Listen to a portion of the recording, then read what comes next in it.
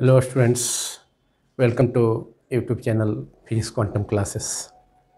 In this video we will discuss mass energy relation, mass defect, nuclear binding energy and solution to text problem 13.3. It is part 4 of chapter 13 nuclei of class 12. First of all, mass energy relation. सबसे पहले हम discuss करते हैं मास energy relation, द्रव्यमान ऊर्जा संबंध, जो कि मास और एनर्जी के बीच इक्विवेलेंस को बतलाता है.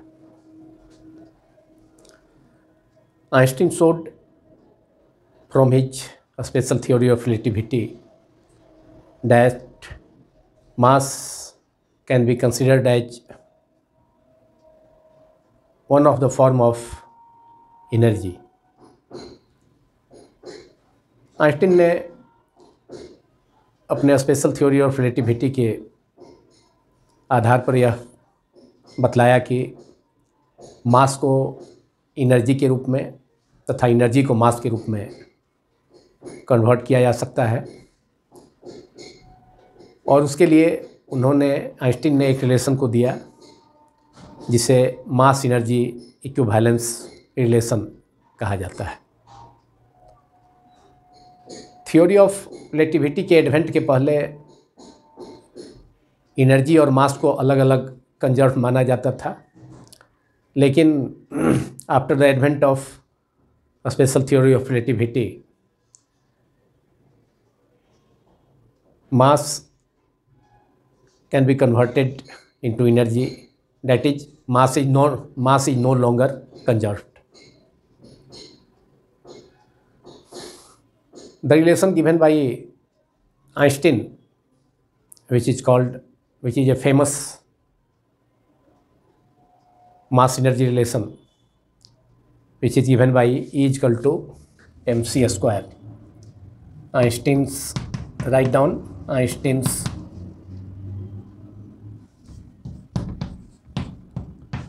mass energy equivalence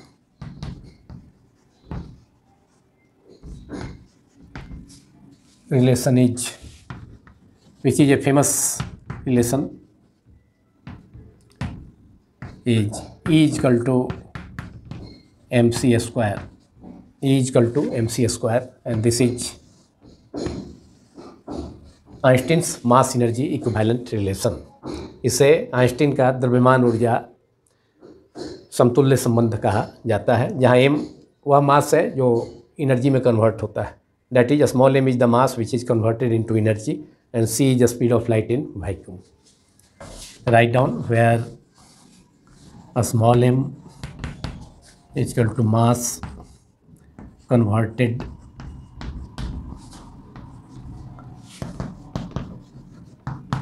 into energy and c a speed of light in vacuum.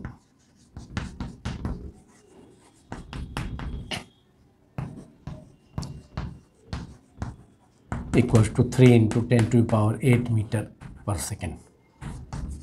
The speed of light is 3 into 10 to the power 8 meter per second, that is 3 lakhs kilometer per second. This energy can be treated as total energy.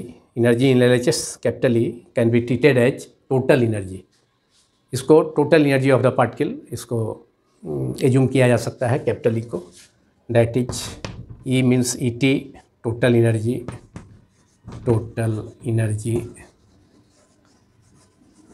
ET, E means ET, total energy equals to mc square.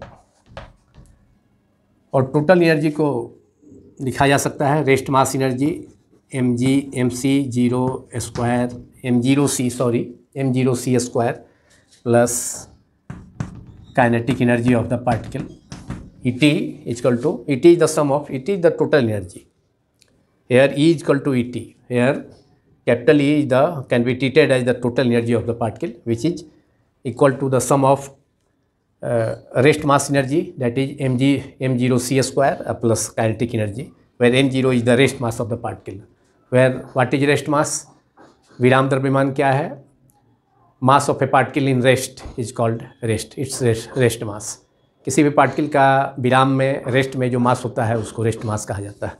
तो m0 c square is the, m0 is the rest mass of the particle, so m0 c square is the rest mass energy of the particle plus kinetic energy of the particle is the total energy. Et के बदले में है m0 c square rest mass energy plus kinetic energy of the particle, लिखा गया equals to mc square. And therefore इससे हम kinetic energy of the particle मालूम कर सकते हैं. Kinetic energy of the particle जिसका मास स्मॉल m है, particle equals to mc square minus m0 c square, और c स्क्वायर यहाँ कॉमन हो जाएगा, तो m minus m0 multiplied by c square bracket के बाहर, और m माइनस m0. m क्या है? Mass of the particle in motion. What is m0? m0 is the mass of the particle in rest. दोनों का अंतर चेंज इन मास है. Einstein theory of variation of mass with velocity m is equal to m0 upon root under 1 minus v square by c square के अनुसार जब particle motion में होता है तो उसका मास बढ़ जाता है. इसलिए रेस्ट, जब पार्टिकल रेस्ट में है और उसके बाद मोशन में आ जाएगा तो उस पार्टिकल के मास में इंक्रीज होगा, दैट इज पार्टिकल के मास में चेंज होगा, that is m minus m0 is delta m, that is change in mass of the particle, जो कि इंक्रीज के रूप में होगा. क्योंकि पार्टिकल के मोशन में आने के बाद उसका मास बढ़ जाता है, जैसा कि मैंने बतलाया. आइंस्टीन थ्योरी ऑफ ये variation of mass with velocity, Einstein formula for variation of mass with velocity m is equal to m0 upon root under 1 minus v square by c square के अनुसार. So therefore kinetic energy of the particle equals to m minus m0 is delta m, that is change in mass और increase in mass of the particle multiplied by c square. And this is equation number 2 which represents the kinetic energy of the particle. Kinetic energy of the particle, which comes from the Einstein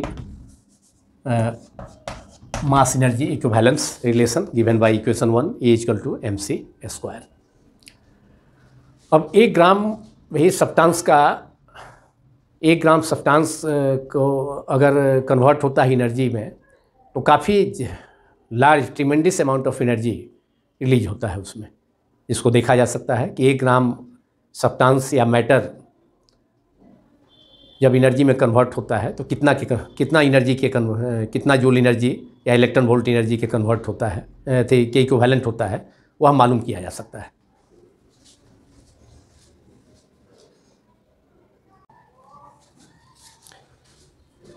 now हम calculate कर सकते हैं कि 1 ग्राम substance या 1 ग्राम matter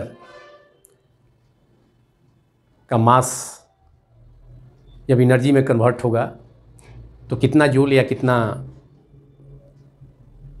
MeV million electron volt energy release होगा. So now अगर एक problem पूछा जाए कि how much energy will be converted when 1 gram substance or 1 gram matter is converted into energy.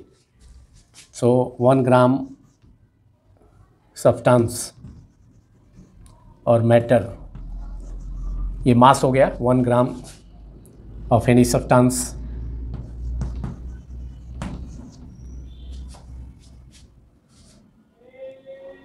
The energy equivalent to 1 gram substance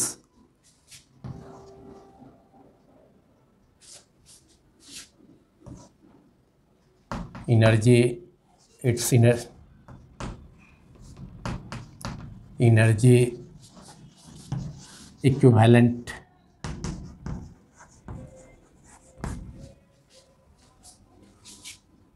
to this mass, that is 1 gram substance is equal to mc square. Einstein का mass energy relation use करेंगे, equal to mc square, m equal to 1 gram, that is 1 into 1/1000 kg, that is 1 into 10 to power minus 3, c is 3 into 10 to power 8 meter per second, और ये square हो गया, that is 1 into 10 to the power minus 3 multiplied by 3 square, that is 9। सी का value 3 into 10 to power 8 meter per second रखा, और m की जगह 1 kg 1 gram, and 1 gram is equivalent to 1/1000 kg, that is 1 into 10 to power minus 3 kg। तो that is 1 into 10 to power minus 3 multiplied by 3 square 9, and 10 to power 8 square, that is 10 to power 16, that is 9 into 10 to power 16 plus 16, और यहाँ minus 3 power add हो जाएगा, तो 16 minus 3 that is 13, 10 to power 13, 9 into 10 to power 13 joule, जो कि काफ़ी large amount of energy है, जो कि 1 ग्राम मास के कन्वर्सन से एनर्जी में कन्वर्ट होने से जो एनर्जी रिलीज होगा वह 9 इंटू 10 टू पावर 13 जूल, जो कि काफ़ी लार्ज अमाउंट ऑफ एनर्जी है।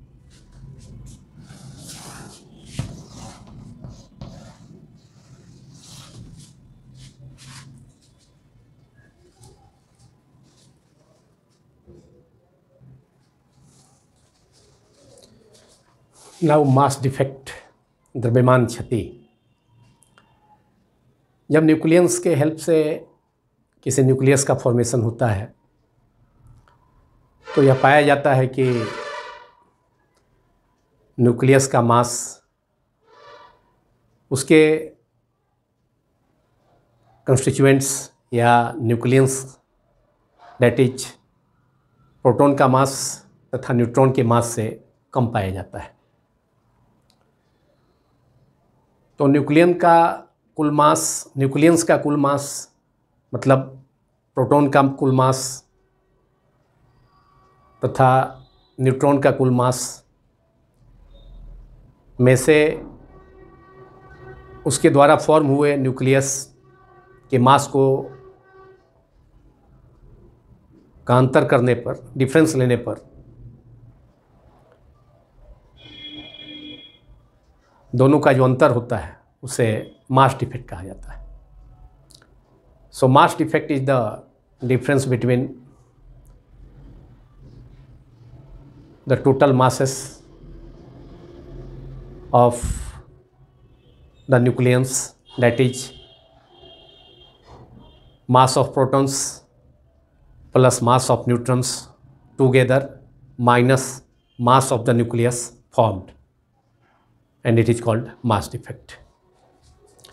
So write down mass defect. It is defined as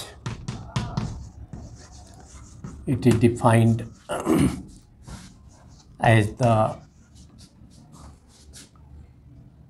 difference in masses of the nucleus, that is constituent of the nucleus, and mass of the nucleus, mass of the nucleus formed by those nucleons.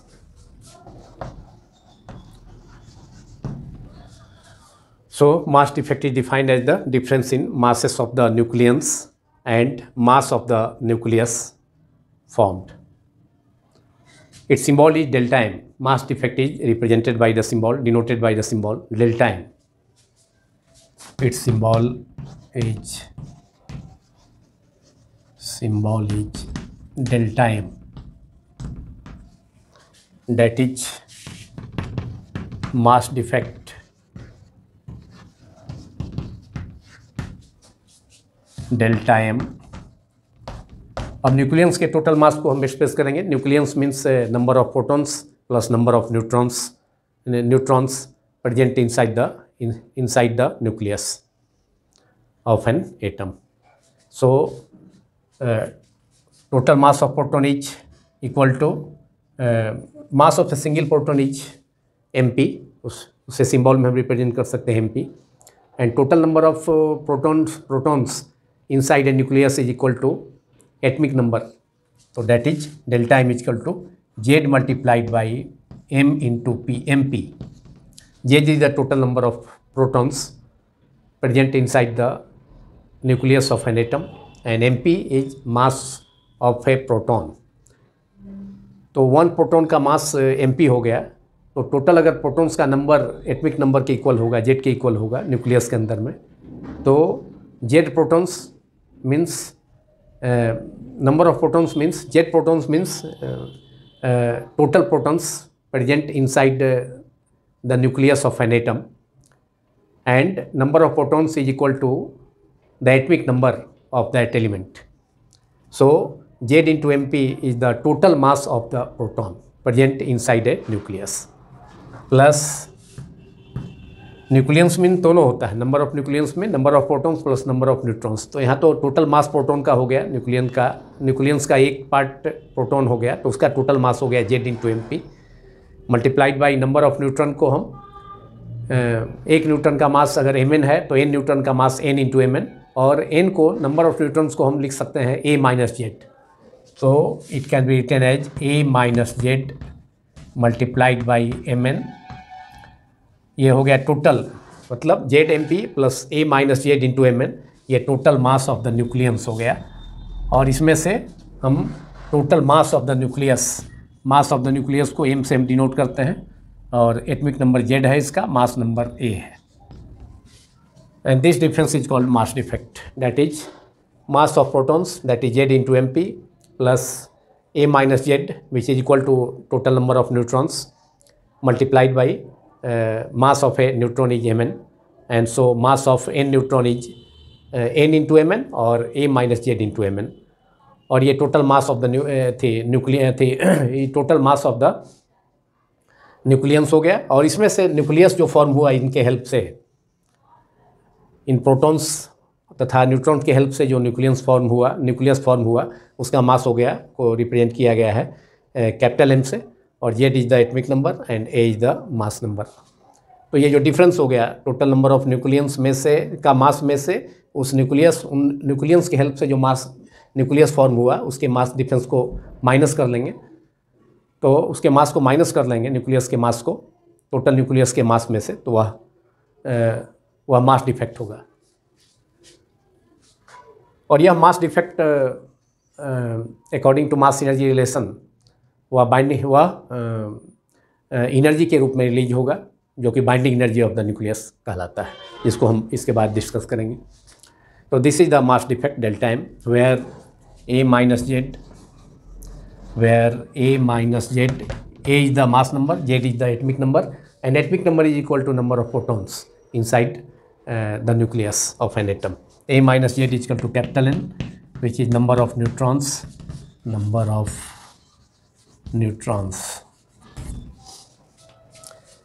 mp z हो गया, z equal to p, ये number of protons हो गया, number of protons atomic number के equal होता है, number of protons mp mass of A proton,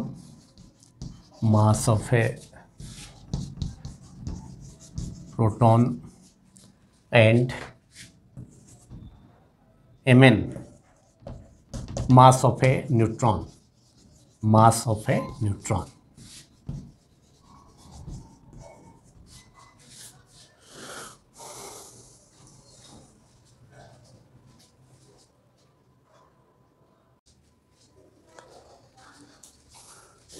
Now we have to discuss nuclear binding energy, नाभिकीय बंधन ऊर्जा। nuclear binding energy is basically the energy required to hold the nucleons inside the nucleus of an atom. किसी परमाणु के नाभिक के अंदर nucleus को होल्ड कर रखने के लिए जितनी एनर्जी की ज़रूरत होती है उसे उस न्यूक्लियस का न्यूक्लियर बाइंडिंग एनर्जी कहा जाता है।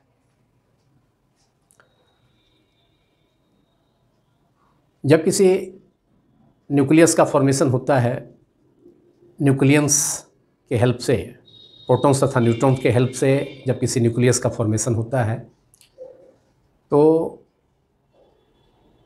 फॉर्म होने वाला न्यूक्लियस का मास जिन न्यूक्लियस के हेल्प से वह न्यूक्लियस फॉर्म होता है उससे कम पाया जाता है। और यह मास में जो डिफरेंस है, मतलब जो न्यूक्लियस फॉर्म हुआ उसका मास कम हो गया, जो फ्री स्टेट में न्यूक्लियस हैं प्रोटॉन्स तथा न्यूट्रॉन्स उनके कुल मास से, तो यह अंतर एनर्जी के रूप में, यह जो अंतर होगा मास डिफेक्ट के इक्वल होगा, डेल्टा एम के इक्वल होगा। और डेल्टा एम के इक्वल जो एनर्जी होगी, डेल्टा एम मास डिफेक्ट के equivalent energy delta M into C square, तो वह एनर्जी के रूप में रिलीज होगा। तो अब जब न्यूक्लियस का फॉर्मेशन हो जाता है तो न्यूक्लियस के अंदर सिचुएटेड न्यूक्लियस को न्यूक्लियस से अलग करने के लिए अब बाहर से इतना ही, जितना एनर्जी रिलीज हुआ न्यूक्लियस के फॉर्मेशन में न्यूक्लियस के हेल्प से, उतना ही बाहर से एनर्जी सप्लाई करनी पड़ेगी। तो ही एनर्जी उस न्यूक्लियस की न्यूक्लियर बाइंडिंग एनर्जी कहलाता है। तो राइट डाउन इस definition, the amount of energy, the amount of energy required or needed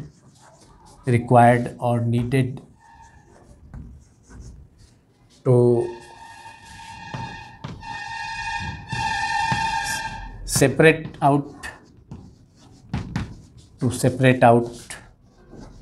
the nucleus from the nucleus। जो न्यूक्लियस फॉर्म हो गया है उस न्यूक्लियस से अब उसके न्यूक्लियस को प्रोटॉन्स तथा न्यूट्रॉन्स को अलग करने के लिए, सेपरेट करने के लिए जितना बाहर से एनर्जी की ज़रूरत होगी वह एनर्जी उस न्यूक्लियस की न्यूक्लियर बाइंडिंग एनर्जी होगी। So the amount of energy required और needed to separate out the nucleus means protons and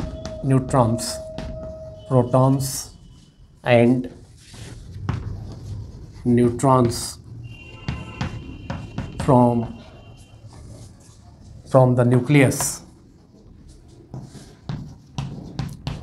the nucleus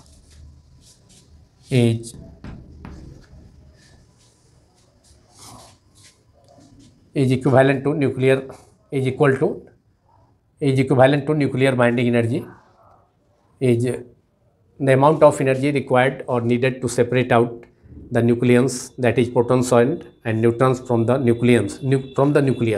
nucleus से प्रोटॉन को तथा न्यूट्रॉन को रिलीज करने के लिए, सेपरेट करने के लिए अब जितना एनर्जी बाहर से चाहिए वह एनर्जी क्या होगी, that energy is called nuclear binding energy of the nucleus, is called nuclear binding energy of the nucleus, is called nuclear binding energy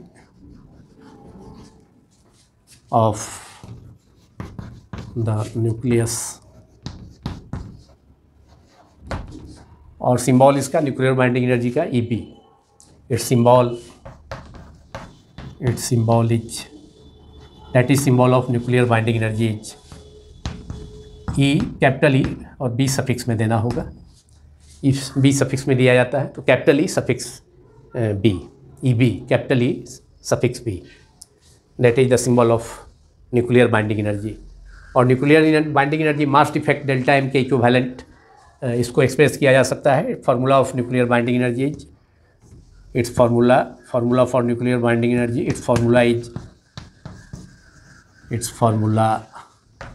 is EB equals to delta m, which is mass defect multiplied by c square. तो mass defect में speed of light के square से multiply कर देंगे तो इसका जो product होगा वह उस न्यूक्लियस के न्यूक्लियर बाइंडिंग एनर्जी के इक्विवेलेंट होगा, इक्वल होगा। तो EB equal to delta m into c square, it is the formula for binding nuclear binding energy of a nucleus। और अगर मास डिफेक्ट डेल्टा m को अगर AMU में एक्सप्रेस किया जाए तो बाइंडिंग एनर्जी को तब हम एक्सप्रेस कर सकते हैं। If delta m is expressed in AMU, atomic mass unit, if mass defect delta m is expressed in AMU, is expressed in AMU, atomic mass unit, then binding energy, nuclear binding energy is then EB is equal to delta m multiplied by 1931.5 million electron volt MeV। तो ये मास defect का ये दूसरा form हो गया, दूसरा formula हो गया। First formula is EB is equal to delta m into C square, and second form is EB is equal to delta m into 931.5 million electron volt if mass defect delta m is expressed in atomic mass unit AMU।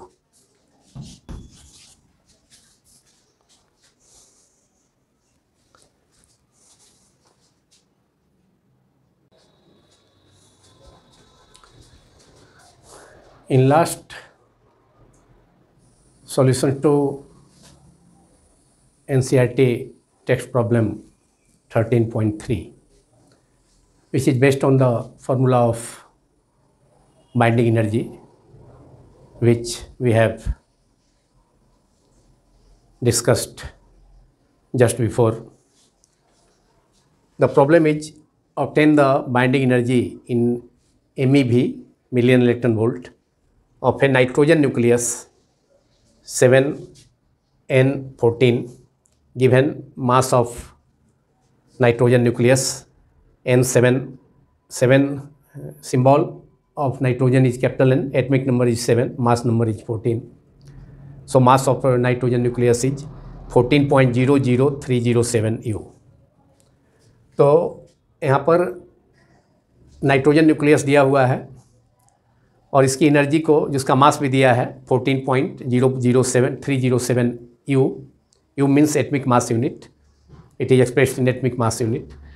तो nitrogen nucleus के binding energy को calculate करना है million electron volt में, जिसके लिए formula अभी हमने बतलाया था। EB equal to delta m into 1931 MeV या 1931.5 MeV। तो अगर मास डिफेक्ट हम मालूम कर लेते हैं और उसमें 1931 से मल्टीप्लाई कर देते हैं तो बाइंडिंग एनर्जी इलेक्ट्रॉन वोल्ट में मालूम हो जाएगा। तो पहले हम मास डिफेक्ट इसमें मालूम करेंगे, लेकिन और भी दो डाटा प्रोवाइड है इसमें जो बुक से लिया है हमने। चैप्टर के प्रॉब्लम के स्टार्टिंग में ही जो डाटा प्रोवाइड किया गया है वह है mass of hydrogen which is equal to mass of proton is given 1.00785 U, and mass of neutron Mn, mass of a neutron is Mn is equal to 1.008665 U। यह एक neutron का मास है 1.008665 U atomic mass unit के term में।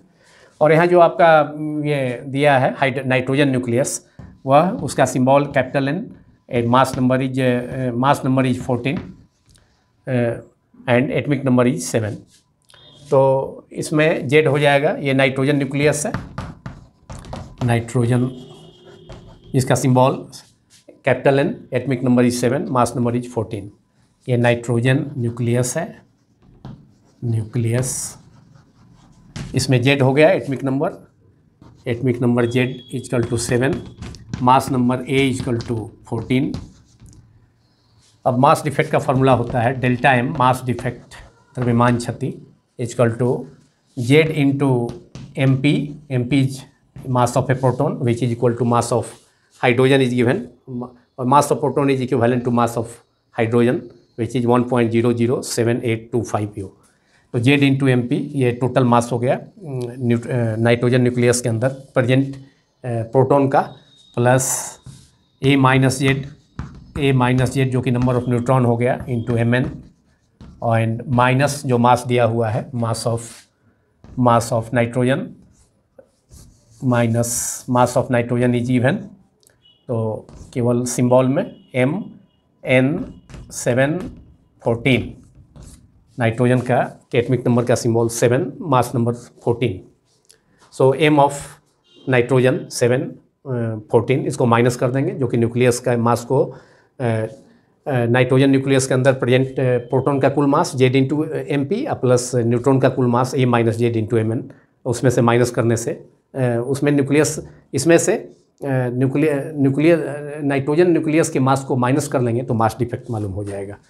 And Z is 7 nitrogen के लिए atomic number 7 है. Mass of proton which is equivalent to mass of hydrogen 1.1.00785 U है. U के टर्म में है मास ये U plus A minus Z, A is 14, mass number of nitrogen is 14.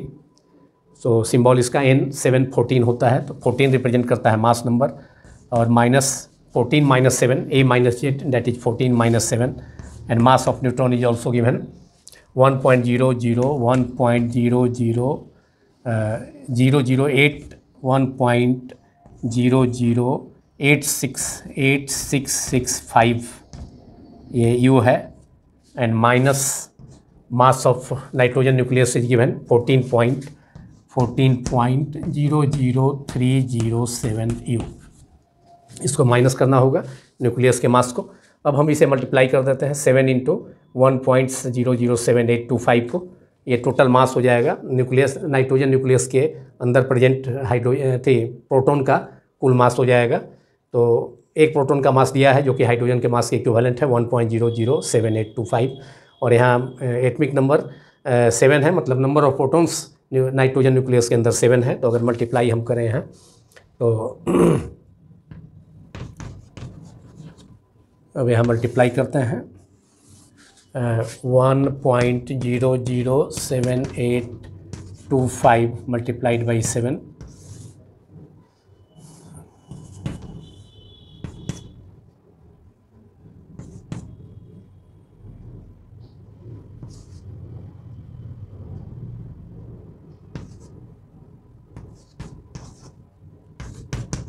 1.007825 को 7 से मल्टीप्लाई किया तो ये आया 7.052675. अब यहाँ इसको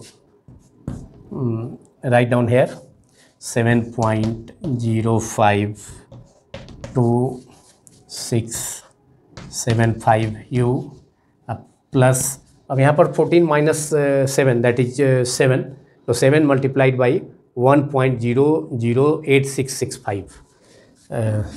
यहाँ पर अब मल्टीप्लाई करते हैं.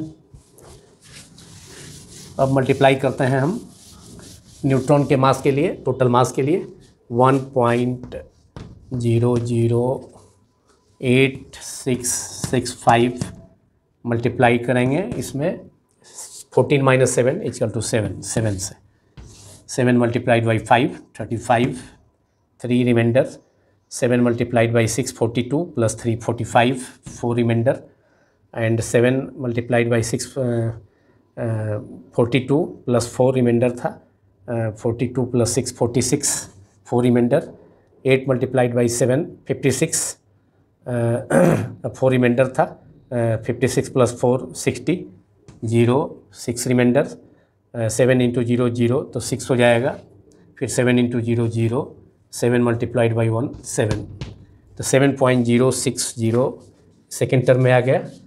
7 मल्टीप्लाइड बाई 1.008665 इज 7.06065 U, और ये दोनों के सम में से इसको दोनों को एक अंदर ब्रैकेट में कर देते हैं.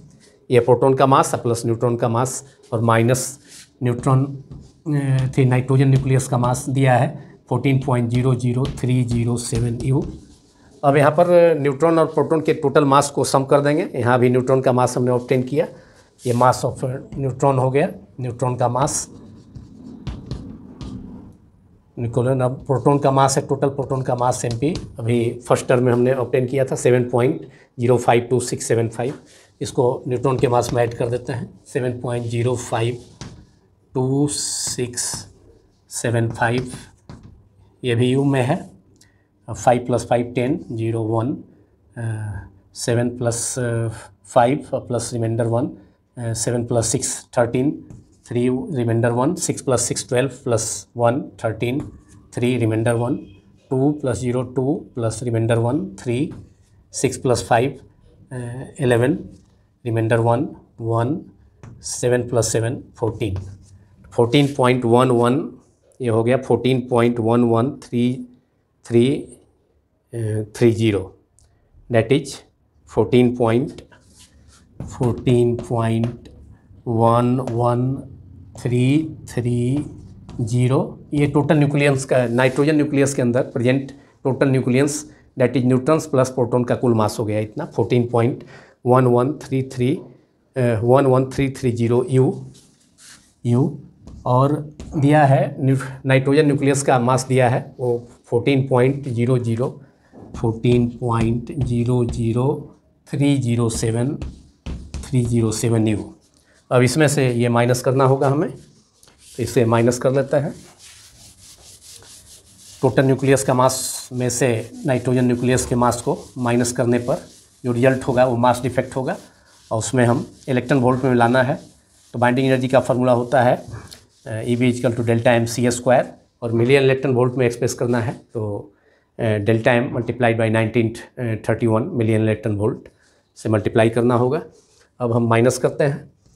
टोटल न्यूक्लियंस का मास नाइट्रोजन न्यूक्लियस के अंदर 14.11330 U है, minus 14.00307 10 - 7 that is 0 - 7 10 - 7 is 3 2 - 0 2 3 - 3 3 0 1 1.00 that is 0.11023 U, that is 0.11223 U.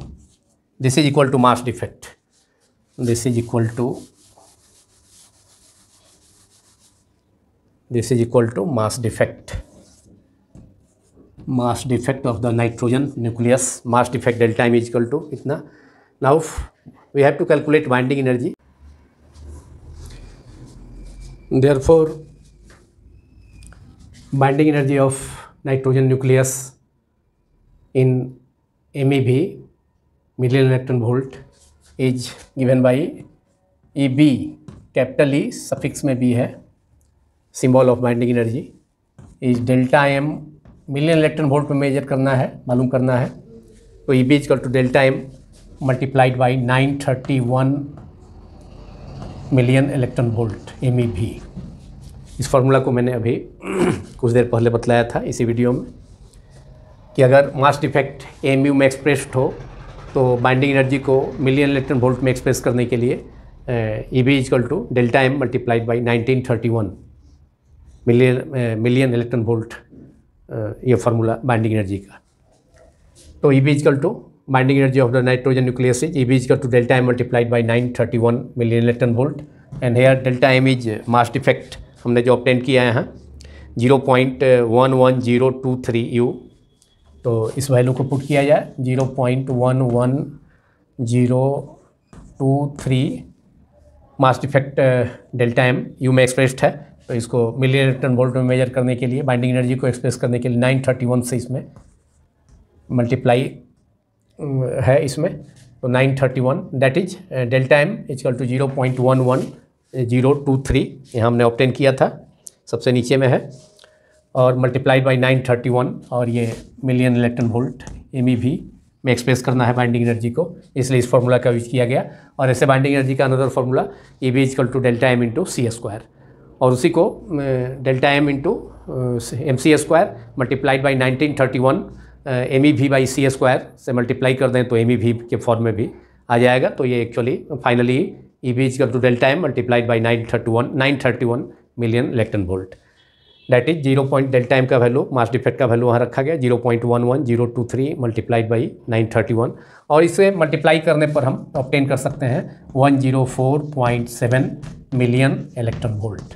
And this is the answer of this problem, that is binding energy of the nitrogen nucleus EB equal to 104.7 million electron volt.